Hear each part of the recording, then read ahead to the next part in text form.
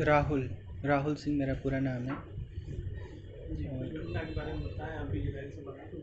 क्या करने गए थे और कैसे वहाँ की घटनाएँ घटी और कैसे भारत सरकार से सपोर्ट मिला आप? ये करने तो हम पीएचडी में मेरे को एक अपॉर्चुनिटी मिली थी लास्ट ईयर दिसंबर 2022 में, तो तभी मेरा वहाँ पे रजिस्ट्रेशन हुआ था और वही मतलब मेरा कॉन्टेक्स्ट था इज़राइल जाने का।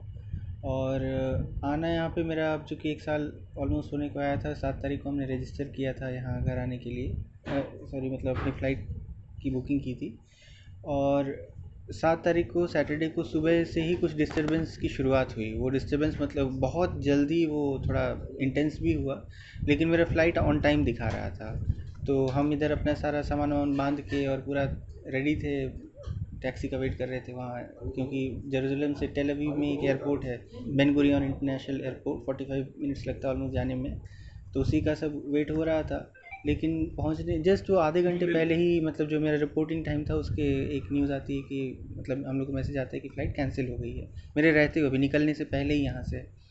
और फिर उसके बाद पता चला कि अटैक हुआ है ये, मतलब और बहुत इंटेंसिफाई हो रहा है। सायरन वगैरह सुबह से हालांकि बज रहे थे, लेकिन वो थोड़ी सी उसकी फ्रीक्वेंसी बढ़ गई थी। तो उस दौरान फिर अब चूँकि इज़राइल मेरा पहला टाइम था, तो मेरे जो वहाँ के लोकल कुछ फ्रेंड्स थे उन्होंने ही कहा कि वो बंकर है और मतलब बाहर नहीं जाना है, मतलब उन्होंने कॉशन किया कि क्या क्या करना है क्या नहीं करना है। उसमें यही हुआ कि बाहर नहीं जाना है और खिड़की दरवाजे बंद रखने हैं और मतलब बिना किसी कारण से सड़क पे नहीं जाना है। और चूँकि मेरा वहाँ से मतलब लौटना शेड्यूल हो रहा था, तो मेरी चीज़ें भी ऑलमोस्ट ख़त्म होने वाली थी। तो फिर हमको ख़रीदने की ज़रूरत पड़ी, तो 2 दिन बाद हमको फिर जाना पड़ा बाहर पास की एक शॉप में। लेकिन बाहर जाके लगा कि मतलब ऐसा कोई बहुत डर का माहौल नहीं है। जो ये पूरी लड़ाई है या जो पूरा जो जो कॉन्फ्लिक्ट है वो बॉर्डर पे ही मतलब रिस्ट्रिक्टेड है, लेकिन जो उसके आफ्टर इफ़ेक्ट्स हैं वो थोड़े से मतलब वाइड स्प्रेड थे, कि वो कहीं भी एक्सप्लोजन हो सकता है, कहीं भी जो है अटैक हो सकता है, और अटैक वो bomb attack in that way. तो वो थोड़ा सा अनसर्टन था। लेकिन मेरे को बाहर लोग भी दिखे, रेस्टोरेंट वगैरह खुले हुए दिखे, सारी दुकानें भी खुली हुई थी, कोई ऐसा मतलब कोई रिस्ट्रिक्शन नहीं, पब्लिक ट्रांसपोर्ट भी ओपन था, सब कुछ चल रहा था। तो फिर बाहर निकल के थोड़ा सा लगा कि नहीं चीज़ें फिर भी कंट्रोल में हैं।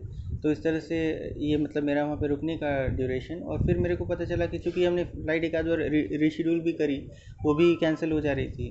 फिर ये मिशन अजय के बारे में पता चला, जो हम लोग के वहाँ इंडियन कम्युनिटी है उन लोगों ने, हालांकि पता तो था लेकिन वो कैसे एग्जीक्यूट होगा उसका एक लिंक हम लोग को आया, हम लोग की जो वहाँ इंडियन कम्युनिटी है उसमें। तो उस पर हमने रजिस्टर किया, रजिस्टर करने के बाद एक आधा और छोटी मोटी फॉर्मेलिटी, और 3 दिन के अंदर अंदर मेरी फ़्लाइट 14 तारीख को रीशेड्यूल हुई, सॉरी 14 तारीख को मेरी फ़्लाइट वहाँ कंफर्म हुई इंडिया आने के लिए। क्या कहना चाहेंगे भारत सरकार? थैंक यू बोलना चाहेंगे बहुत ज़्यादा, मतलब from the core of the heart, many thanks. क्योंकि अब यही लग रहा था कि कब मौका मिलेगा, कब क्या होगा, कितना टाइम लगेगा, लेकिन 3 दिन के अंदर अंदर तो, और बहुत सक्सेसफुली बहुत सेफली हम लोग यहाँ पहुँचे 15 तारीख को सुबह। और कैबिनेट मिनिस्टर एक वो हम लोग को रिसीव भी कर रहे थे। तो अपना देश तो फिर हम मतलब वहाँ तो आने के बाद इंसान कंफर्टेबल हो ही जाता है। सब्सक्राइब कीजिए हमारे चैनल को और बेल आइकॉन को दबाइए हमारी लेटेस्ट वीडियो सबसे पहले देखने के लिए।